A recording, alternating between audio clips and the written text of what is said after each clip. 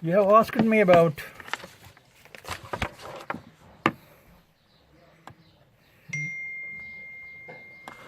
Sufism.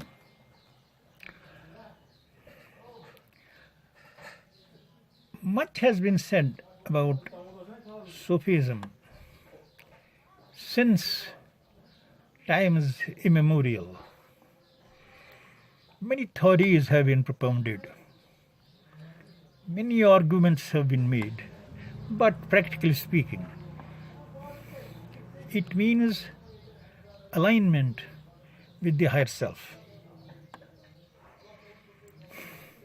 Higher self, I mean God, Bhagwan, existence, or whatever you call it.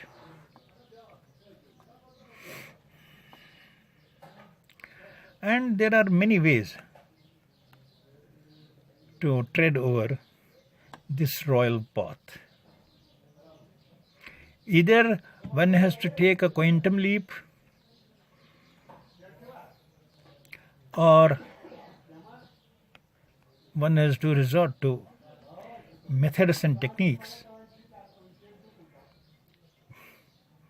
and thus move in step by step.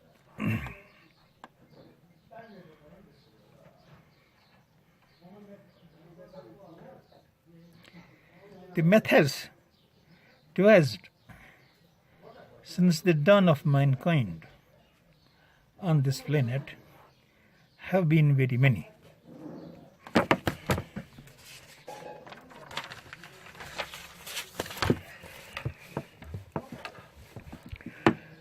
And frankly speaking, the actual method is no method. And one has to attain to no mind state. And that is the key. This whole sojourn, through whatever way you come, or whichever method you adopt, is called Sufism.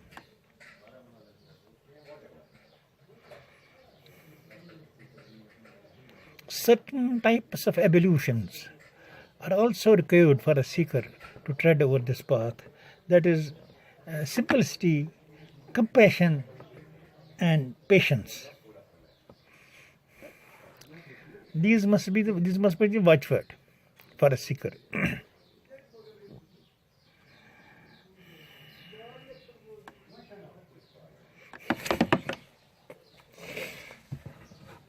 After such evolutions, one has to resort to certain practices. This practice, be it concerned with sound, music, word, or breath. Many ways are there and many methods are there.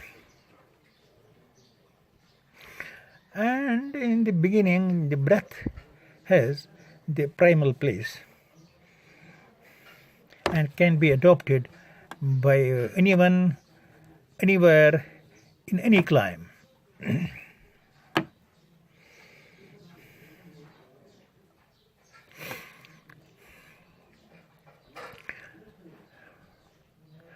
Breath has, or it is a link and has access to all parts of the being.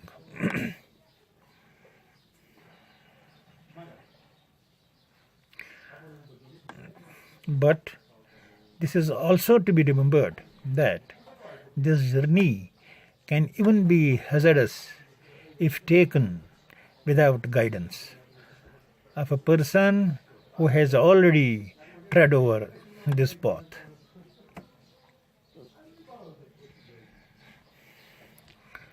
Therefore, it is necessary, it is obligatory, one must come into contact with a master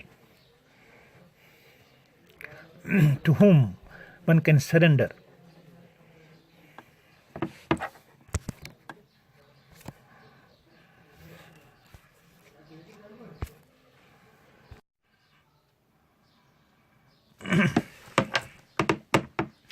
and to be in contact with the Master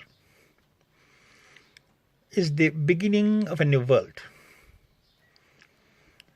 As you feel the presence of one who is present,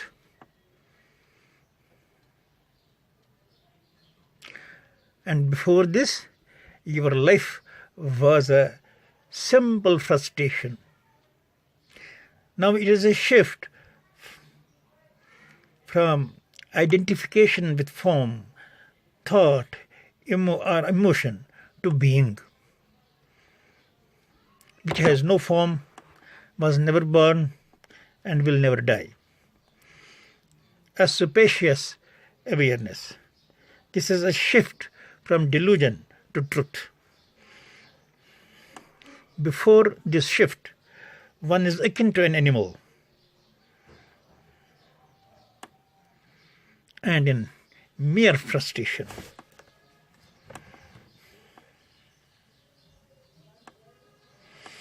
The Master generally acquaints you with the breath and thus forms the bridge between the body and the soul.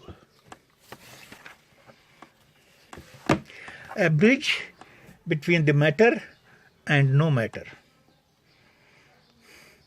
between the world and the infinite. The breath has a rhythm. You can silence your mind with the breath.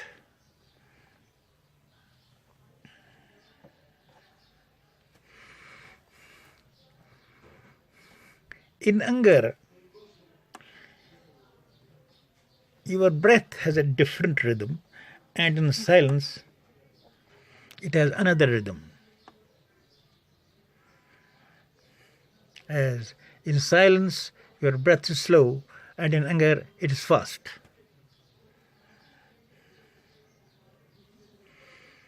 When you are in passion, it has a bad odor.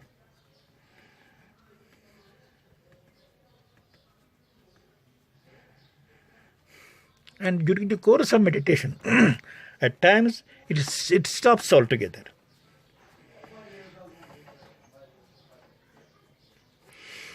And it must also be remembered that breath is not only the oxygen or only the air. It's far more. And there are practices to understand it.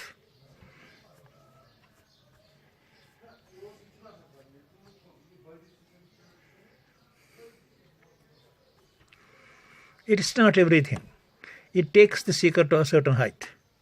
And beyond that, one has to take recourse to another practices. Enough for today.